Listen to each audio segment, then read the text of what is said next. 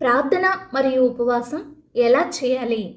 మనం దేవుని వాక్యానుసారం జీవించడానికి మన బలహీనతలను విడిచి మన దేహాన్ని అదుపులో పెట్టుకొని దేవుని చిత్తమును మాత్రమే నెరవేర్చడానికి ఉపవాసం ఉండి ప్రార్థన చేయడం చాలా ముఖ్యం.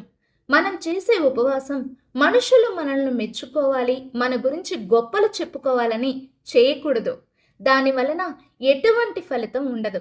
మనం దేవునికి ప్రార్థించేటప్పుడు విశ్వాసముతో ప్రార్థించాలి. మనం చేసే ఉపవాస ప్రార్థన రహస్యమందున తండ్రి అయిన దేవునికి మాత్రమే తెలియాలి.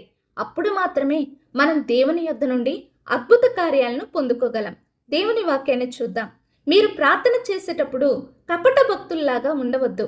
మనుషులకు కనబడాలని సమాజ మందిరాల్లోనూ వీధుల మూలల్లోనూ నిలిచి ప్రార్థన చేయడము వారికిష్టం. వారి ప్రతిఫలం వారికి దొరికిందని మీతో ఖచ్చితంగా చెప్తున్నాను.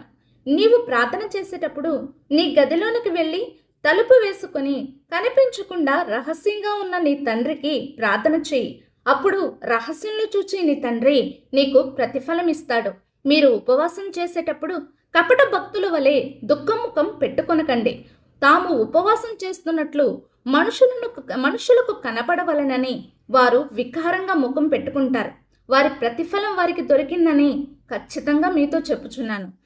నీ ఉపవాసము మనుషులకు కనబడవలనని కాక రహస్యమందున్న నీ తండ్రికే కనబడాలని ప్రార్థన చేసినప్పుడు రహస్యంలో చూచే నీ తండ్రి నీకు ప్రతిఫలం ఇస్తాడు. మత్తయి సువార్త 6వ అధ్యాయము 5వ వచనం నుండి 18 వచనములు.